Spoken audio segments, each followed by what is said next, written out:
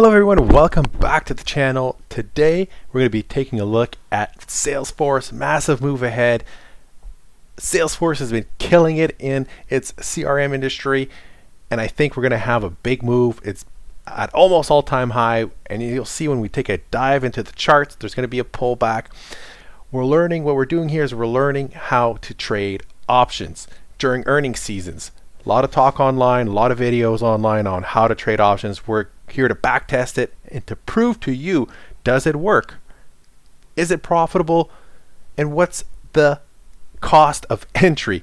And it's expensive. You know, I don't think this type of strategy is for everyone, but definitely take a look, because one thing I've learned that the risk is quite low. So far, we'll take a look. You know, we've done it with Disney, Walmart, John Deere, Target, Autodesk. We're doing it with Salesforce. We're going to keep at it. We're going to refine our strategy. We're going to make sure that this stuff really works, and next season we're going to kill it with a live account. So let's take a look at the chart. Let's analyze this thing. Let's take a look at the options and get our strategy together. And there we have Salesforce on the docket, and you can see we had a pullback from recent highs. So I think two things could happen is we whipsaw back up here, which is going to be roughly a $10-15 move, or we're going to come and fill this gap here. So we definitely have $15 to $20 of volatility guaranteed, I think. So it's going to be a great opportunity for this type of strategy. Normally I go back and I take a look at every earnings, right? You can take a look at my videos, but as you can see, there is quite a bit of volatility here, right? We had like a $20 drop here, and then here again 20. Man, this thing rips hard after earnings. So definitely a good candidate for this strategy. That's what we want to see. $20, $30, $40 moves is what we want to see. Probably like $30, $40 moves is really what we want to see. And we're gonna go and review what we did with our previous strangle, straddle, whatever you want to call it. We buy a put and a call for both, right? And just keeping it simple, keeping it basic. And we're going to share with you the results that we've been experiencing. So let's go to Market Watch here, and then we pulled up some options, and we're going to do the one, I think, we're going to go 3 months out. This one we could probably get away with like maybe February. But that's fine. We're gonna go 3 months out because maybe we want to hold it for a month, depending on how it goes. And is this CRM? Yes, I'm on CRM. So we're looking at December 30th. Oh wait, let me I have my screen here. So December, I want to go to, this is March right here. Okay. So the 280s are 25.30 and the 290 puts are 25.30. Both the same exact price. Funny, the weekend is coming up. Doesn't matter. We're going to take those. We're lose some value there because of the weekend, but we don't care. We want to be conservative. That's fine. If we lose value, we're back testing this. So it's going to cost $5,100 to get into this type of investment, but the gains could be really good if we hit like a $30-40 swing move. It could be very profitable, and I just want to show you how profitable that is. If we take a look at, let me flip over to my spreadsheet here, and if we take a look at Autodesk, this thing we're up 60% on this trade. So the call ended up being $1.12, and then the put ended up being $71.40. Well, you can see it right here. We took this screenshot when it was $3.22.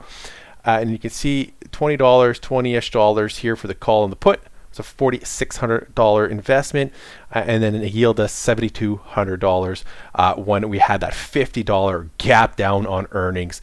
Wow, this killed it. This one trade killed it. But you need the money, and you probably need 20-30 grand to do this, because what I'm taking a look at here, we're looking at Disney. It took $2 grand for Disney. We got a 25% ROI in a couple days on Disney. Walmart, we're down $80 on Walmart. We're still waiting for it. With that, we noticed that it takes about a month for it to really move about, that 15-20% that we're looking for. So we're still holding this put in this call. Target, we hit it. There was a gap down from 263 to 243, and that yielded us $180. Not too great, 10%.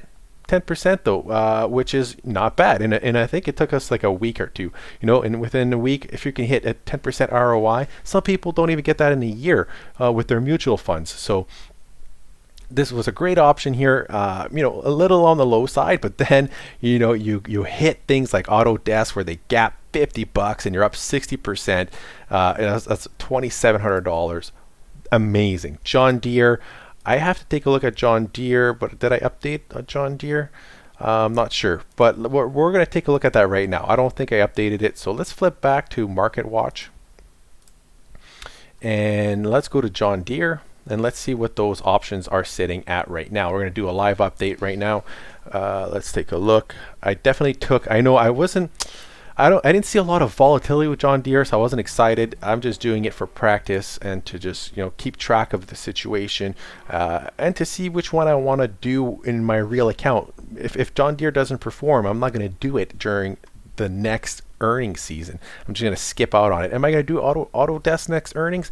Oh yes, definitely going to be doing Autodesk. So we got the sheet up here. Which one did we take? We took the 340 calls, which is now 35.60. Oh, I did update it. And then we had the 350 puts, which is 21.30. Yeah, so we're down $130 on our on our puts and calls, but that's okay. And that's what I mean. The risk is minimal here. Like, there was volatility, but you're only down a few $100. So if you have a weak stomach, you can definitely handle it. It's just there's a high cost to entry. If you want to do the strategy, you need $6,000 to $8,000 for just one earnings. And if you're doing 2-3 earnings, then you need about $20,000, $30,000, and then you can start rolling with this. And you can and as they come to fruition, you close your positions, you take your profits, and then you move on to the next company. So you really don't want to miss out. So you definitely do need that capital, because you do want to play multiple companies at the same time. I think that would be that's what I'm learning right now, and it's working out. It's working out good. So I think that's all for today. If you learned something and you're enjoying these videos, please like, comment, subscribe, all that good stuff. I appreciate it. Put comments below. I love chatting with you guys in the comments. Thank you for watching. See you tomorrow.